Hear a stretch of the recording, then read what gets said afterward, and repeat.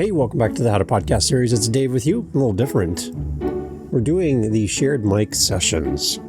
What is this? Okay, well, I get to go on podcast as a guest, and it's so much fun that I want to share these episodes with you because some of these have been a while ago, and you probably have never heard me as a guest. You hear me as a host here all the time. You're like, well, what if Dave was a guest? What would that sound like? Well, this is me on a podcast, and I wanted to share it with you. As part of our daily episodes in 2026, it's a chance to hear me on another show. I hope you're ready for this. Are you? Okay, so imagine being interviewed by a cartoon character. Yeah, like it's kind of the most surreal thing I've ever done. I've done a lot of interesting things as a guest on a podcast. I've been left in, as a recording a podcast, the host got up and left the table at a cafe and went to the bathroom and left me on my own as the guest to carry the podcast while he took a much needed break, if you could say. I've had a lot of interesting things. A pet pigeon attacked the camera. Oh, so much more. 2 earthquakes, but never been interviewed by a cartoon cat. And I was a guest on Bob's show. It's static radio. It makes your hair stand up. It's probably the greatest radio show ever by a cartoon cat. And I'll put a link in the show notes for you to go check it out. And it's the coolest, most fun thing ever. Bob had me on his show. We talked a bunch about podcasting and life and cartoon cats and the like. So here's Dave on a podcast. It's static radio with Bob Lement, a blue cartoon cat.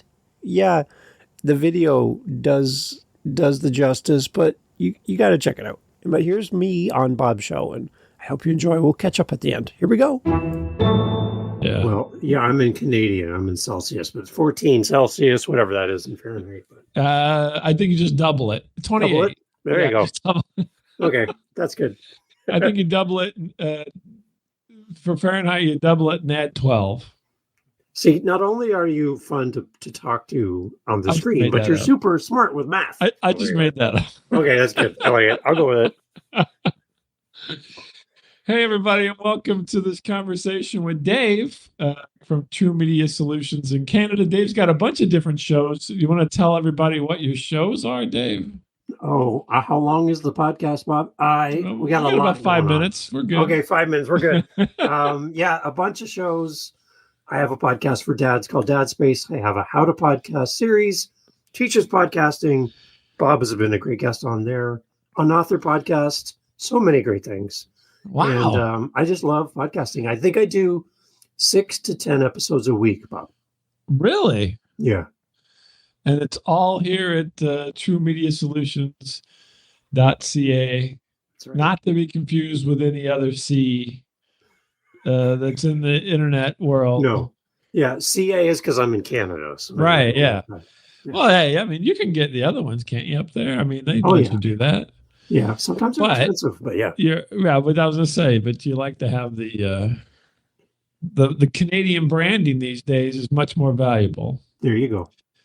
I would say, I don't know, maybe people have their opinion on it, but I'm not sure. But you do a bunch of now. I mean, do you do other stuff as well? Because I'm assuming that you don't just do shows all day, right? You do other things too. I'm a musician. I've been doing music for 45 years.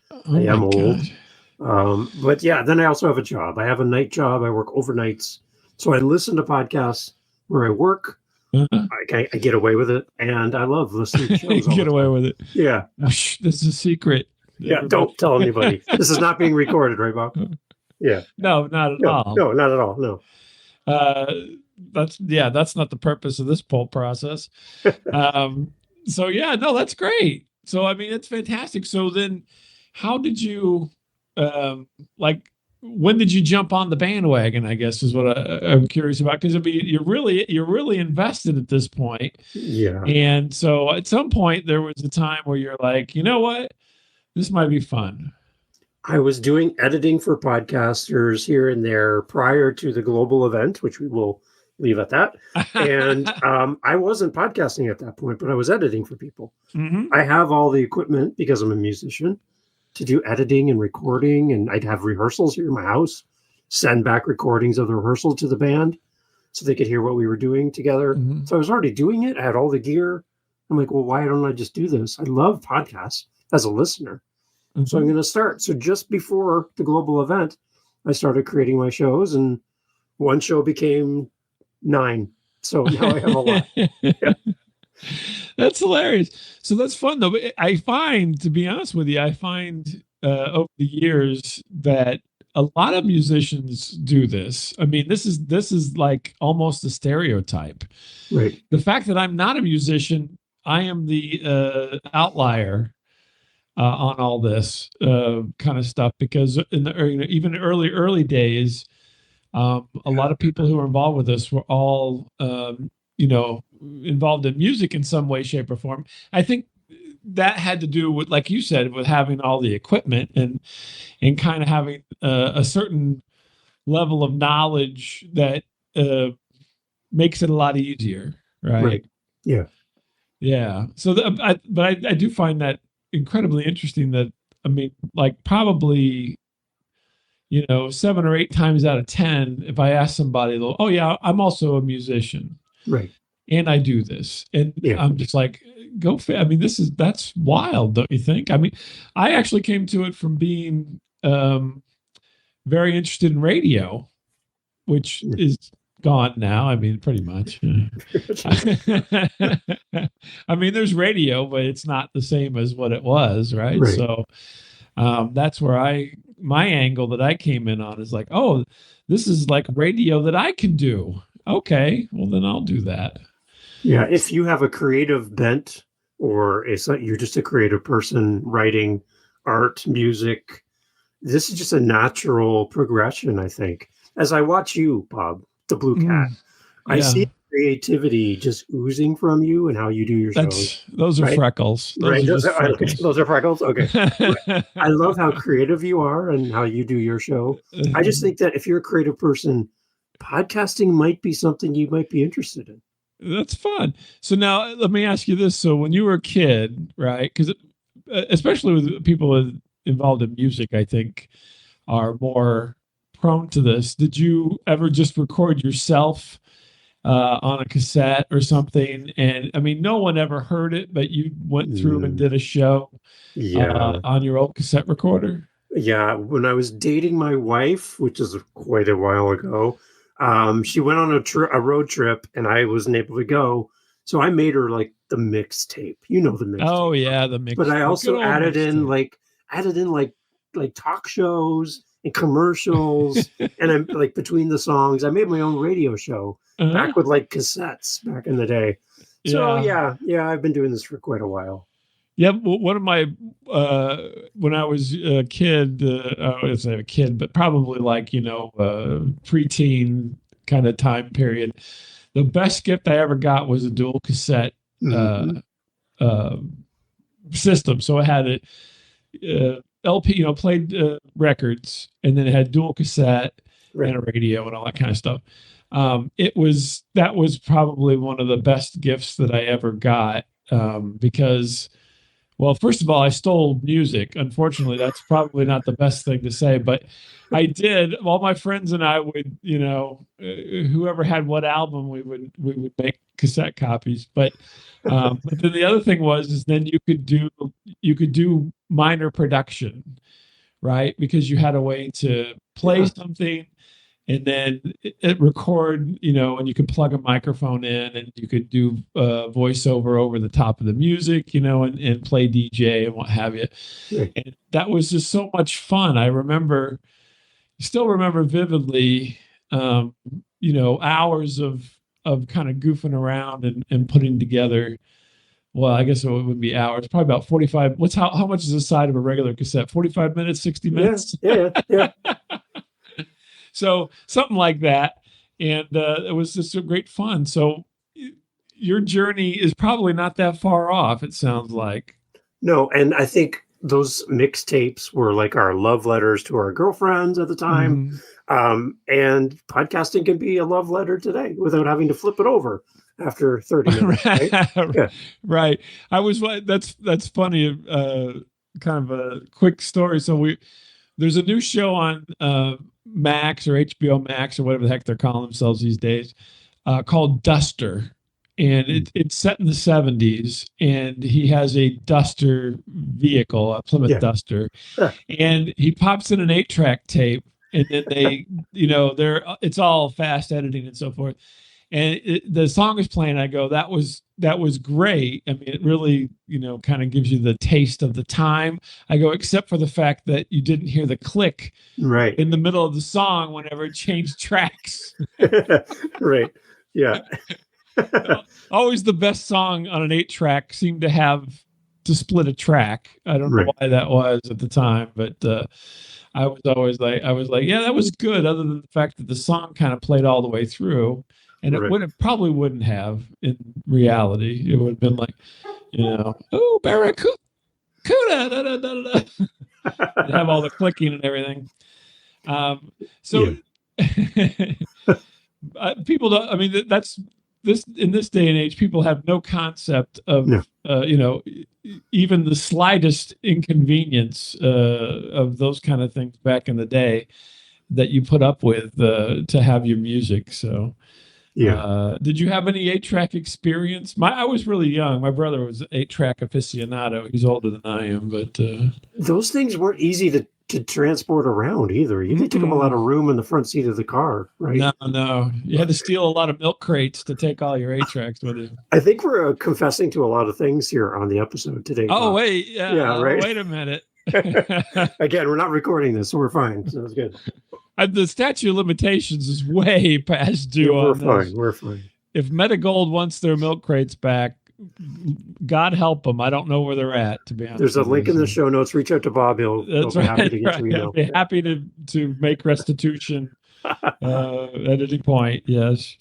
But no, it's funny though that all these kind of things, and I mean, in hindsight, as we're looking back at all these things, it lines up perfectly. It's almost like, a straight pool shot into the pocket where you have all these kids doing these things, and then as the progression of technology hits, it all lines up to say, this is what you can do. This is where it's going. Yeah. But, everybody, now you get people pontificating, well, how come this is so popular? And how come this is so that? And I'm like, I don't know. If you look back, it seems like a pretty simple, 100 million step process, and we got there.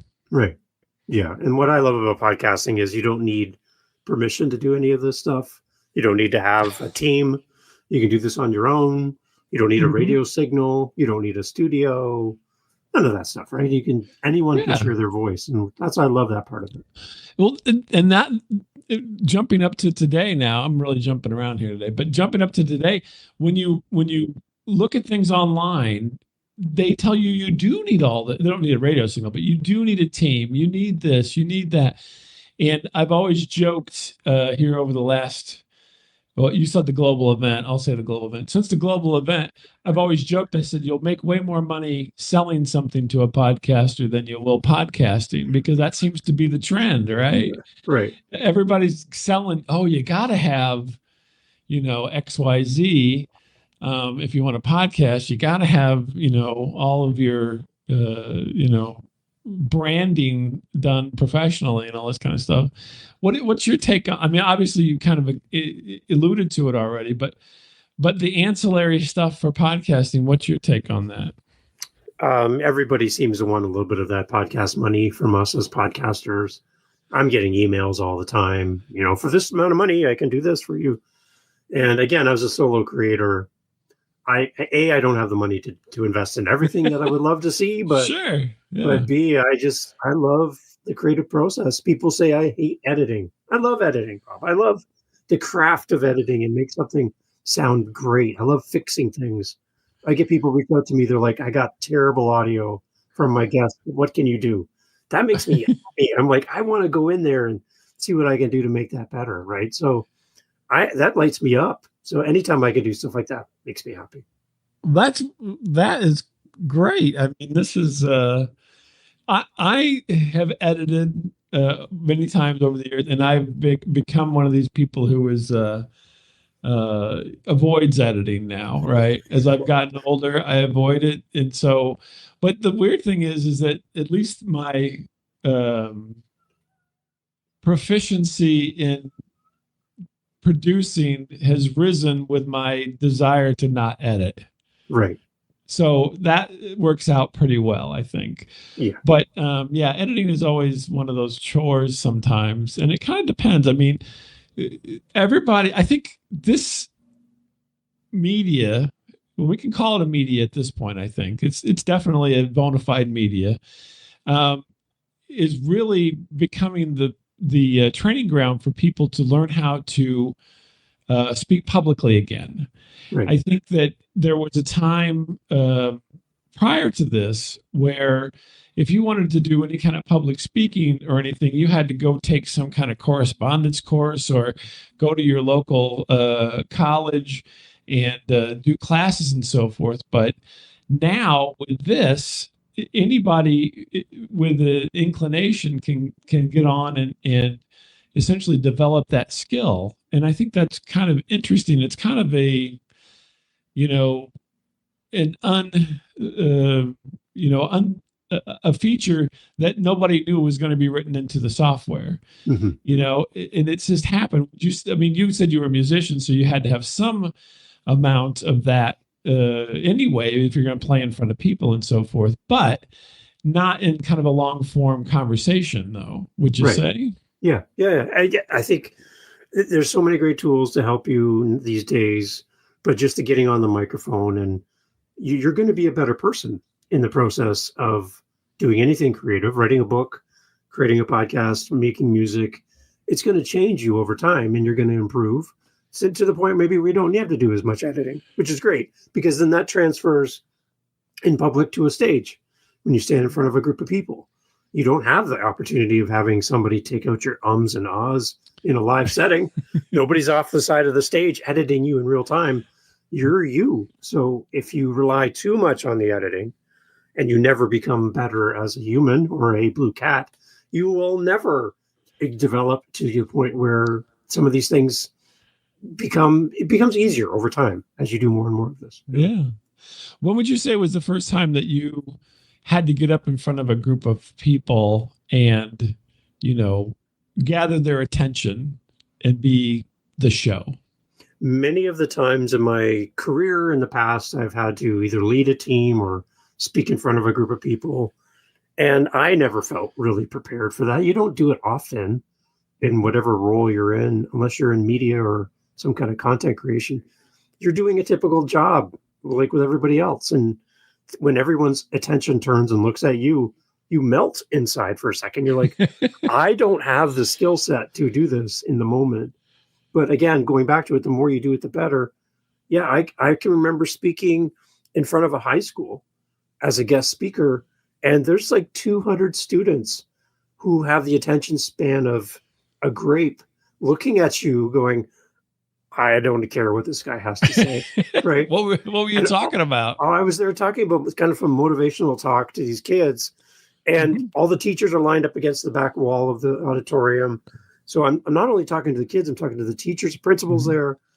And so what I did is I brought a box of cereal and it had a toy inside.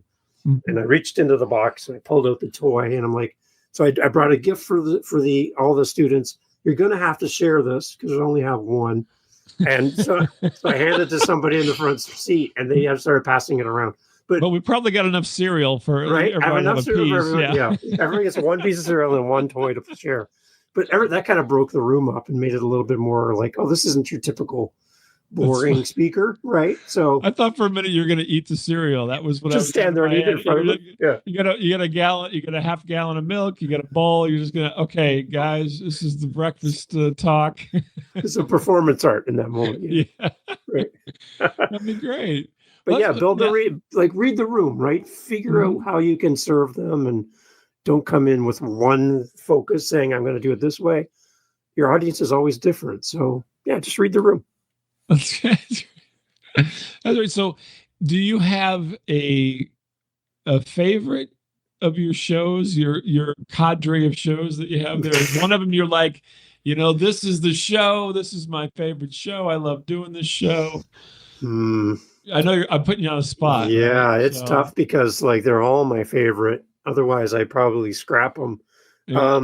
My Living the Next Chapter podcast is an author show, Uh-huh. and that I've been doing for 3 years. I've got 570 episodes in Holy three moly. years, three a week. And then every November, we have a challenge for podcasters to do a Mhm. daily episode in November. So Mhm. for the last 3 years, I've been doing 30 in a row every November as well. Oh my gosh. Yeah, that's ridiculous, right? That's a bit much, I would say. Yeah. So that's a My fun one. I've had a my lot of wife great gets guests on on that. me whenever I do more than two in a week. Well, there you So, go. There you I'm go. just saying, I don't know where you're sleeping, but it may be the couch. I don't know. Well, again, it's a good thing this isn't been recorded, so she'll never know. There you go. No, that's fun though. That's fantastic. Now, you have books as well, right? You've written a book, haven't you? I'm in the process of writing a book at this moment. Oh, Yeah, I okay. haven't I actually remember released you anything. mentioned that somewhere. So, Yeah, yeah, I'm good. I have a dad space podcast where Mhm. we talk to dads about dad stuff. So I'm taking my content and taking all the transcriptions and then reworking them into an actual book. And I've had 180 episodes in that show. So there's a Wow. lot of great stuff. And I'm like, it's great that it lives in a podcast, but I think it could easily be transferred over to a book and help even more people. So that's kind of where I'm going with that. And as far as the book process, how's it going, and how are you pulling that all together? I mean that's in itself a big project. I mean, most people just say, okay, my only project other than living is I'm going to write this book, right? Right. Yeah. And I have new episodes all the time. So I'm going back in time and capturing what I've done, but I'm also capturing what's coming at the same time. So Mhm. my wife and my daughter are helping me by grabbing the transcriptions for all the episodes, Mhm. combining them together, grouping them by topic, so that I can then use that as a foundation for my chapters. So I would suggest for anybody that is writing a book Have a that wife and a daughter, I do have a apparently. lot. Yeah, I do. I have 3 kids. Yeah, yeah. I would suggest anybody who wants to write a book, if you think about writing it in real time in front of an audience, each episode could become the basis of a chapter of your book. And then people can listen to you write the book in real time and then celebrate the book launch with you at the end of the podcast. It's kind of a cool idea. Do you have the launch time for yourself set, or is it kind of a fluid? It's probably going to take me enough time this year with all the other stuff going on. That'll probably be early next year that I'd be ready to get that in the world. Yeah. Do you know what you're going to call it yet, or are you just going to call it the same as the podcast? I don't know. Like the general crux of the book idea is around something that happened to me when my oldest was born. I'm in the hospital with the doctor. My wife's ready to give birth to my son. And the doctor looked at me and said, nobody's going to catch you if you pass out. So you're on your own here. That's always right? comforting, right? That's right. That's nice. We're all here for your wife, which I appreciate. That's why we're all here. But the doctor then said to me, there's nobody here for you. And at the moment, Bob, that didn't really connect with me the way it did the next day.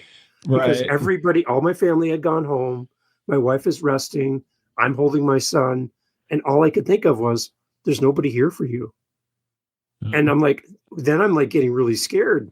I'm like, that's true. No, there is nobody here for me. I don't know what I'm doing, and I'm going to mess this up. Right. Without a net. Right. Yeah. I need that support. So that's why I created the podcast. But I think there's a book idea in there too about the dads that feel like there's no one there for you when there actually is. So here's some stories from dads. Here are some life lessons that can help you navigate becoming a dad and be the resource that I needed in that moment. So that's kind of my focus. That's scary, and that's kind of I mean, it was probably good that they mentioned it to you so that you weren't expecting anything. Right. Everybody just be transparent. Guess what? You're on your own, buddy. If you feel faint, or lightheaded, get out of the room because we're doing work here. Yeah, we got something. But it's kind of really, a biting statement there. It really is quite harsh. Yeah. The way that you delivered it there. It's like, oh, well. No pun intended with that one, by the way. Delivered. Yeah. Well done. When my first kid was born, and I did this story for our show, was I was so incredulous that they kept throwing everything on the floor, like all the wrappers Yeah. of everything. I was picking them up, and I joked with my wife, I'm like, I should be making at least minimum wage today because I'm cleaning, I'm doing clean as you go. They're throwing Yeah. stuff everywhere. I'm picking everything up. I'm putting it in the trash can. You know, I am earning my keep. Yeah. I mean, besides the breathing and the, all that stuff. Yeah. But I think she just told me to be quiet. Yeah. No. Yeah. Yeah. Yeah. Yeah. And I just couldn't believe it. I was like, I can't believe they're just throwing stuff everywhere. There's a perfectly good trash can right over here in the corner. This is a great idea. I should come up with something. Yeah. I'm taking care. I got to take care of all this trash. So yeah, because I couldn't do anything else. So Yeah. I was there, but I needed something to do. I couldn't just hang out. So put myself to work. But then I felt like I deserved, something. Maybe some coupons for the cafe or something. They're probably wondering the whole time who let this blue cat into the room. That's right. Like, what is going on here? What's this cat cleaning up for? We don't worry about that. Yeah, no, that's right. But that's interesting. So, but you said you have several children, and so, but only one of them really has an interest in the book. Is that something that they themselves want to do, or is that, or is it punishment? I mean, where are we going with this? they're voluntold. They're going to help me with this for sure. Oh, okay, but the other kids, they don't like. Where's your kids at in all this, all these creative endeavors? Are any of them like, at the hip, or are they all like, yeah, whatever? Some of them are like, cool. Some of them are like, well, whatever you'd like to do, go do that. But they do listen, which is interesting to hear their dad talk about being a dad to your kids, and your kids are listening to your stories. I love the fact that podcasting is also a form of legacy for me too, to get on there, share my stories. My kids can listen to this. It's kind of rewarding to get on there and capture that. I tell you, Bob, I lost my dad a long time ago. I'd give anything to be able to press play and hear his voice anytime I wanted. I love that. I love that. So that's another bonus of podcasting. You're right. That is an interesting statement. And that's something that I've thought about as well. Because so my father was a fairly quiet person, right? Yeah, he passed away a few years ago. But every once in a while, he just let out a zinger. And it was, but none of that's captured, right? And so this whole idea of what we're doing now wasn't part of the past. And so I don't know that he would have been interested in it, but I always wished at some point that I had kind of, somewhat forced him into it a little bit. Cause I mean, he was alive for a long time while I was doing this, but I never kind of pulled him in because that wasn't his, comfort zone. Right. Yeah. But you're right. I do wish that, that I had probably been a little bit more, forceful with him and tried to get him to do something. Right. It's interesting. The weird thing is my mom talked constantly, and I still hear her voice, even now. And so yeah, it's a difference there, I suppose. Not that there's nothing negative to it, but it was just kind of funny that the difference between the two of them. Right. And so yeah, it is a bit of a legacy thing. The funny thing for me is early on doing this, been doing it for a bit. So my kids both grew up through this, right? So I have lots of stories about my kids when they were not aware of them even being themselves, right? So babies and toddlers and things. And I have lots of stories about that. And so, yeah, they're all cataloged somewhat. I mean, I wish I would have done a little bit better job of cataloging, because the titles don't necessarily match up to these kind of things directly. And I do have blurbs, but I've always been a big fan of kind of the TV guide synopsis of things. Hmm. And so all of the descriptors are very brief, and it wouldn't necessarily say, kid falls down or something like Yeah. that. So yeah, so it would be tough for them to find. I'm hoping AI in the near future will help me with that because I'm extremely lazy. And I want somebody else to listen to everything and jot down the particulars. Yeah. Although I have tried using it here, like now, and it doesn't always do a good job. Right. What, Right. what's your feelings about all this they call it I don't call it artificial intelligence. It's not everybody keeps trying to push it in that direction, but I'm firmly in the camp that says there's really not any intelligence here yet. It's artificial, and it looks really smart when it does things because it can do them so quick, but that has nothing to do with being intelligent. It has everything to do with being a computer Right. and being able to process things, immensely faster than us. Right.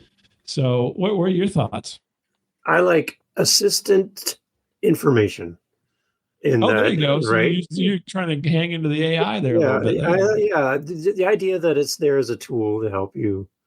Like there's times where, Bob, I'll think of an episode I want to do on my show. And Mhm. in my mind, I have four main points I want to cover. I'll go there and I'll look and see if I'm missing something. And it's like, oh yeah, you're missing this idea. I'm like, I never thought of that. I only know what I know, and I don't know what I don't know. Mhm. So there's opportunities for me to learn all the time. I'm always listening to shows and following books and all that stuff. So I think we can always learn something new. So there's probably something that could be added to what we're doing. But I think the biggest thing is when people abandon their creativity and Mhm. become a servant of the tool instead of the Mhm. tool being a servant of you. That's where it gets a little bit for me. I like creative people with their own stories, their own voice, their own outlook, their personality, their quirks. I like that. That's kind of what gravitates me towards a creator that I Mhm. love. So you're okay with them doing the grunt work. You don't want them to be the main person there, the main part of the production.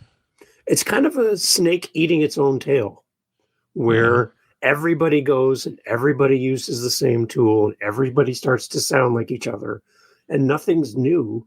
And then AI is picking up on AI and AI is regurgitating AI. And there's this big Yeah. circle going on of AI and AI and AI.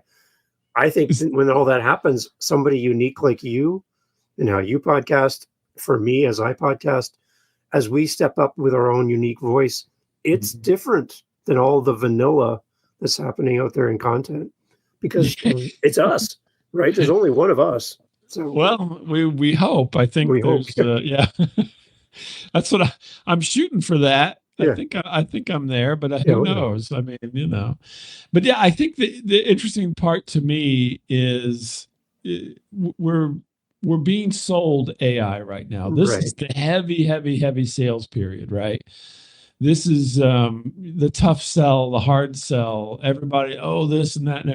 So, and I'm constantly, personally, I don't know if you do this, but this is what I always do. I'm always experimenting with things. Like I always want to find something and try something. Like that's where the cat comes from, Yeah. and so today, I try to do it almost every day, which seems, I think sometimes I think it's insane to do this. But anyway, so today I had to make a simple graphic, which I know how to do, and Photoshop or what have you, right? And I thought, okay, today I'm going to see what uh, AI is going to give me.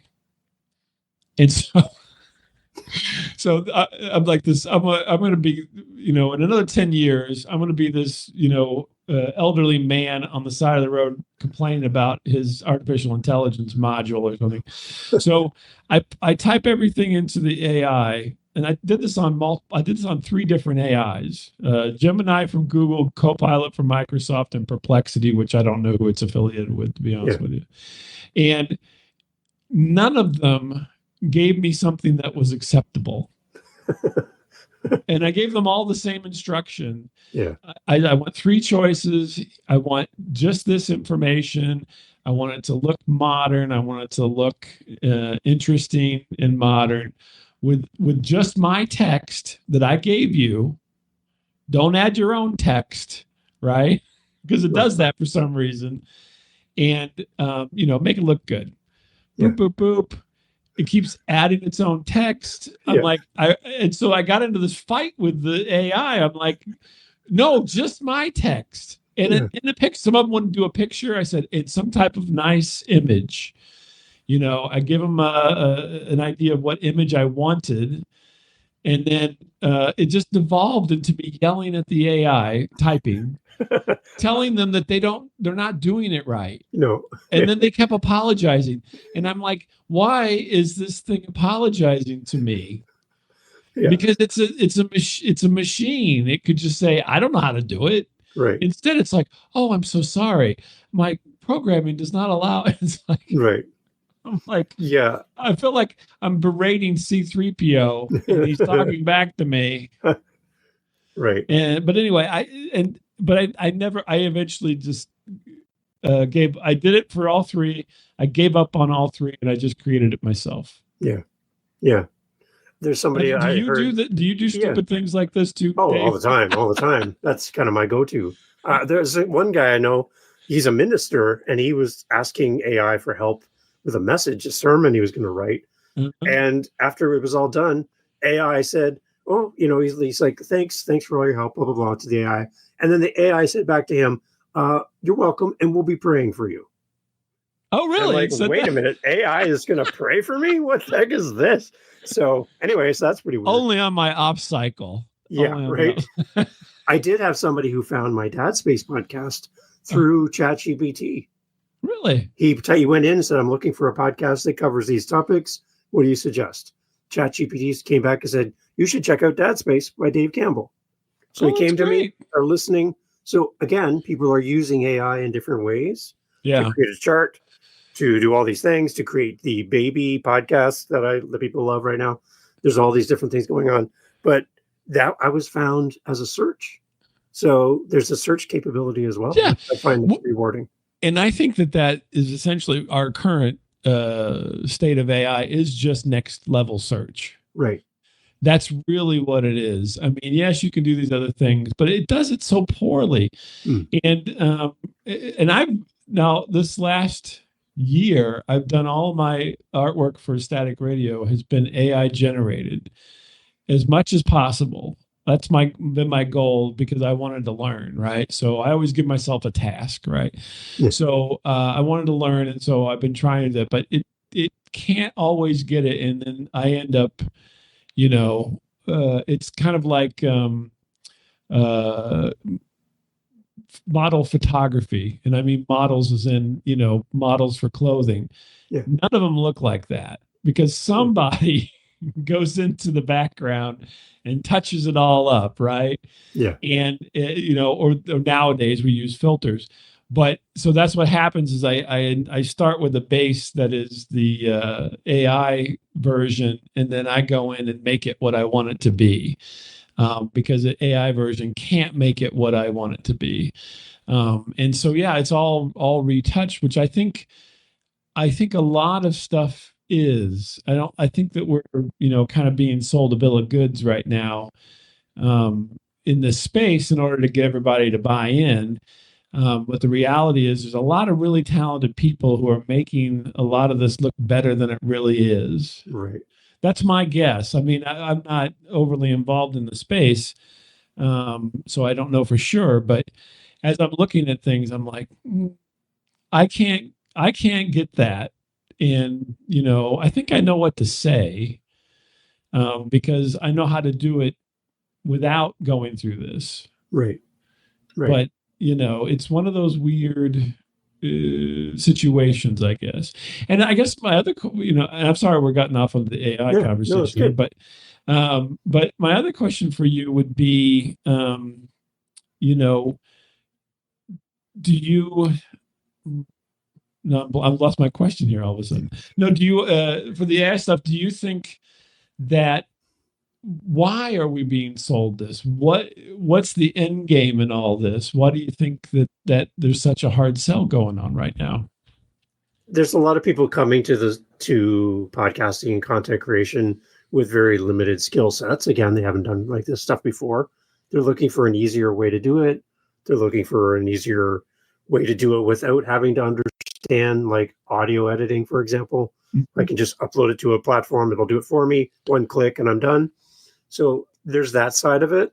But again, I think all of these tools make people like you and me who do it kind of a different way, kind of the older way, to be kind of in demand because we can do things that a tool to date can't do the same way that we can do.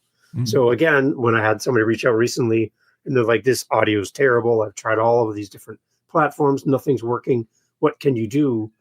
Now I'm going back to me with my 2 tape recorders going, how can I make this better? Right? Because I have that history.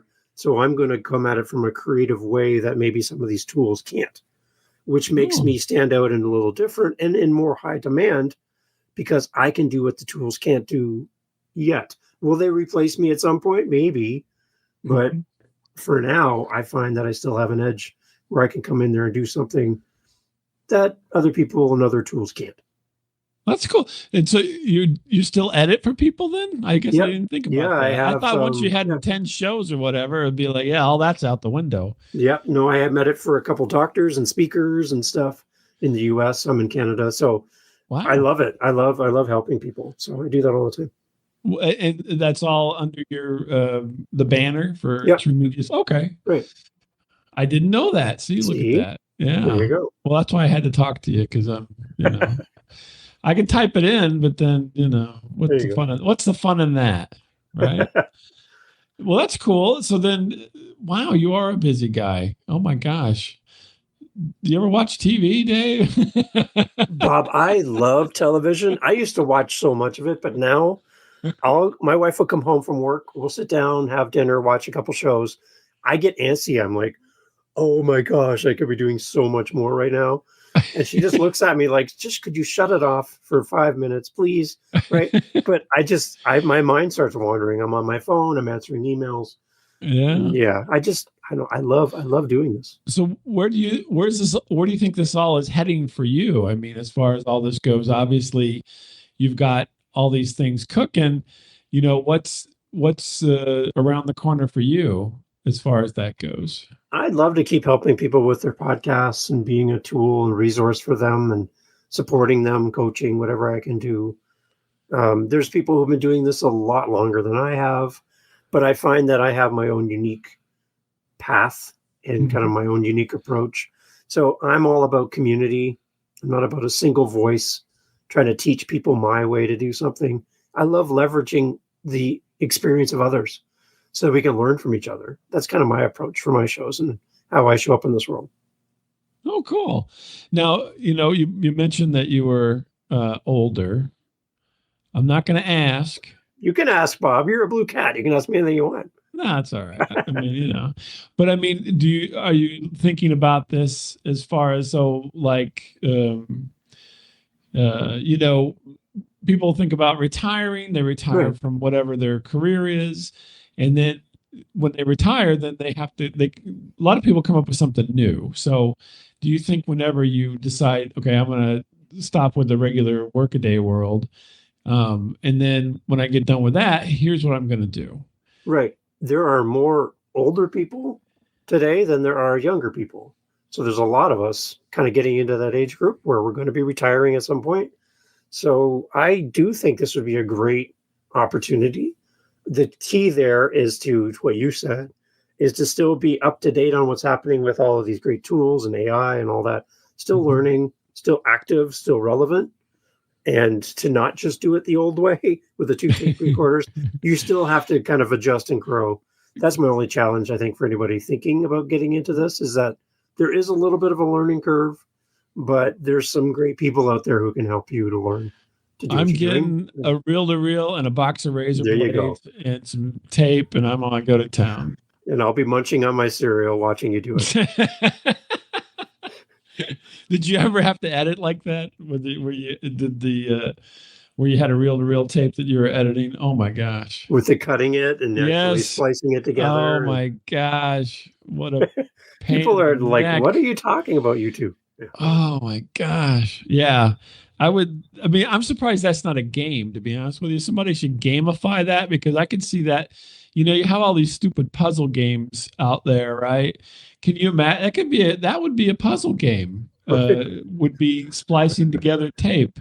Yeah. Because it was a puzzle game back, I mean, in the day. And because you can't see what you're just cutting because you're rubbing it across the playhead. But anyway, And I no don't know. undo button either. You can't undo it. Right, it's right. You make the cut, you're Yeah, done. you're done. Yeah, we hope they have another copy, perhaps, that if you have some like really bad disaster going on there. But yeah, that could be a game, I think. Oh, we'll call it. It'd be like I don't know what you call it. Edit death or something. Sounds like Yeah. a good name for it. And it sounds like one of those old Japanese games where they, kind of got the titles wrong. Oh yeah, everything was death or dying or something. Yeah. Well, Dave, thanks for being with me here today, Dave. I really enjoyed talking to you. It's so fascinating. I'm so happy that this is one of those funny things, and I think people miss this a lot of times in their lives. It is so nice to talk to somebody who is so happy with what they're doing. Mm. It's contagious, don't you think? Right. Yeah, I think there's a lack of people in this world that bring joy to the world and joy to the people that they interact with. You're a great example, Bob, with all of your experience and knowledge and going way back to the original days of podcasting to still be here and serving people and making content, being so unique and creative in how you present your show as well. I'm just a huge fan. I tell everybody about you, and I send everybody to the Blue Cat because I just think it's so fun. Like I told you before, it's like Saturday morning cartoons to be able to sit here and talk with you. It's really, really fun for me. So now I wish I knew like a 70s, 80s Canadian cartoon I could do. I could do Klondike Cat, but I don't know if that was big in Canada. There you go. Well, I don't know. Klondike Cat and Savoir-Faire? No. Okay. There you go. He was a French Canadian mouse, and Klondike Cat was a northern cat. No, none of this. There you go. Maybe. Oh, okay. There you go. Savoir-Faire is everywhere. Big bits meat out that mouth. That was the voice. That was my interpretation for that. Was Klondike well Cat. done. Well done. And Savoir-Faire, which was actually one of my favorite cartoons way back in the day. So if we've broken any copyright law again, reach out to Bob Lement. Yeah, I think we're okay. Okay, good. All right. Well, I'm not the original voice or anything. There you go. So, it's homage. It's homage. I did have a chance to talk to the original writer of every Inspector Gadget cartoon episode. He lives in Toronto, Canada, and it was fascinating. He wrote every episode. I'm like, so cool to have him on my show. Yeah, go Gadget Fingers. Right? Yeah. Yeah, I mean, I love watching that cartoon after school. Yeah. I'm trying to remember what was there was a cat in that as well. There was a cat. Yeah. And the bad guy, he had a real deep voice and I'm trying to remember his name now, though. I can't remember his name. I was going to say Dr. Evil, but that's not it. Yeah. And then they had his niece, Penny. Right. Penny. That's right. Oh boy, we're really dragging it out of my brain today. And then Inspector Gadget was Don Adams, I believe. There you go. Yeah. He was the voice of Inspector Gadget, which was Get Smart and all this other kind of stuff. So, yeah. And he was Tennessee Tuxedo as well. Yeah, you're right. Today good on stuff. Trivia from Cartoon Trivia, Dave and Bob talk about Go Gophers. There you go. I love it. It's great. Thanks, Dave, for being here. Hold on just a second while we finish up. And everybody, we'll see you next time. So a great conversation with Bob Lement. Bob has been in podcasting forever, like from the very beginning. And what I love about this, if you've ever wanted to create a podcast, but you don't want to be on camera. You don't want to be on video. You don't want your face out there. You want to keep podcasting separate from your regular everyday life. You don't want to be like internet famous. Bob has been using the blue cat for such a long time. And yeah, and I guess it's true. Bob's name isn't Bob and his last name isn't Lement. But Bob has made this whole fictional character and put himself out there in the world, and he can do whatever he wants, talk about whatever he wants, and good luck finding Bob, because you can't. And so you can be anonymous as a podcaster, and I think that's amazing. I love meeting creative people who do things different than everybody else and do it in a spectacular way. So Bob, thank you so much for allowing me to be on your show. I'm going to have to get Bob back here again for the How to Podcast series. Anytime I get to talk to a blue cartoon cat, you know, don't threaten me with a good time. I can't wait to have Bob back again. I'll put a link as well to Bob's episode on this show in the video format. I rarely do video, but I did put it on there just because you got to see Bob. Like, you just got to see Bob. So anyway, thanks for checking out the episode. And if you're looking for a guest to be on your show, reach out to me anytime at podcast.ca. I'll come on and talk about anything. Really, almost, I guess. And I'd love to chat with you on your show and support you on your podcast. If you're ever stuck and you need a guest, I'd love to talk podcasting. Howtopodcast.ca, calendar links right there. Come on, reach out. Let's go. I'm ready anytime. Thanks for being here. Talk soon. Hey, you're still here. Awesome. Okay, I had a question from a podcaster as I'm working with them, setting up their show. And they said, Dave, I want to have a website for my podcast. I think, yes, great idea. Now, there are services that you can pay a monthly fee, and they will host your website. They will build your website for you. Podpage is an example of that. Fine. That's a great, like, self-driving car version of a website. They do it really well. I don't use Podpage because I like to own my own domain and I like to own my own spot on the internet. Anytime that you have a podpage.com/ and then your name of your podcast, I kind of steer away from that personally. But if that's something that works for you and you don't want to learn how to do all that stuff, then go check out Podpage. I like to own my own domain, so I bought howtopodcast.ca on GoDaddy. I think I pay $15 to $20 a year for that website address, howtopodcast.ca. And then I created my website on Canva. I already have a paid Canva account for all of the things I do in podcasting across my 9 shows. So I use Canva, and I love it, and I'm a big fan. So I created my website right on Canva. They have website templates, and I tweaked it, made it my own, and everything you see there is built on Canva. So go to howtopodcast.ca, see a Canva website. That's just a sample, a quick one I threw together. It's nothing fancy. It doesn't have like a page for every episode, none of that stuff. I do everything I do on your phone. That's kind of how I do my show. But you can do everything differently. There's a lot of opportunities, a lot of options out there. We'll work together, find the one that works best for you. I can give you some advice. Ultimately, it's up to you and what you want your show to do for you. But a website for your podcast is I would say, one of the top things on my list of things for you to do, because you own that space. Having a Facebook page is fine, but you don't own Facebook. Instagram is fine. You don't own Instagram. LinkedIn is great. You don't own LinkedIn. Substack is great. You don't own Substack. You own your website. And having a website, I think, is a great purchase for you to consider, and definitely worth investing in. So get your own piece of the internet. Go create your own website. And if you need help, howtopodcast.ca. Talk soon. Cheers.